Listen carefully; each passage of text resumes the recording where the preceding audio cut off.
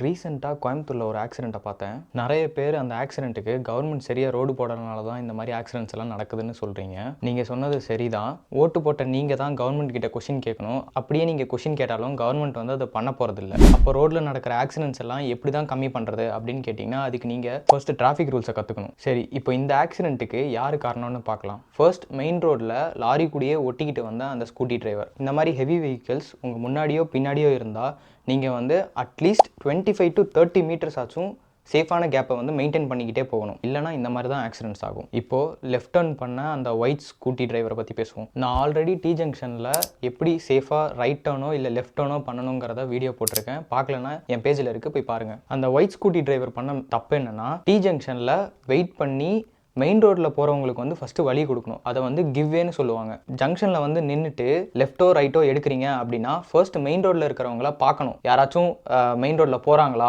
அவங்கள வந்து நம்ம டிஸ்டர்ப் பண்ணுற மாதிரி இருக்கோமா அப்படிங்கிறத செக் பண்ணிவிட்டு மெயின் ரோட்டில் போகிறவங்கள வந்து டிஸ்டர்ப் பண்ணாமல் தான் நம்ம லெஃப்ட் டர்ன் எடுக்கணும். இந்த ஒயிட் ஸ்கூட்டியில் வந்தவர் வந்து அதை எதையுமே கவனிக்காமல் உடனே லெஃப்ட் டர்ன் எடுக்கிறாரு. லெஃப்ட் டர்ன் எடுக்கிறதுனால பின்னாடி இருக்கிறவங்க டிஸ்டர்ப் ஆகி இந்த ஆக்சிடென்ட் வந்து நடந்துச்சு. கிவ்வேங்கிற ரூலை வந்து கண்டிப்பாக எல்லாருமே ஃபாலோ பண்ணியே ஆகணும். ஃபாலோ பண்ணலைன்னா இந்த மாதிரி ஆக்சிடென்ட்ஸ் வந்து நடந்துக்கிட்டே தான் இருக்கும். இந்த மாதிரி டிராஃபிக் ரூல்ஸ் எல்லாம் சிம்பிளாக தெரிஞ்சுக்கிட்டு சேஃபாக நீங்கள் ஓட்டணும்னு ஆசைப்பட்டீங்கன்னா டிரைவ் வித் சுஹைப் சேனலை இப்போவே சப்ஸ்கிரைப் பண்ணிக்கோங்க.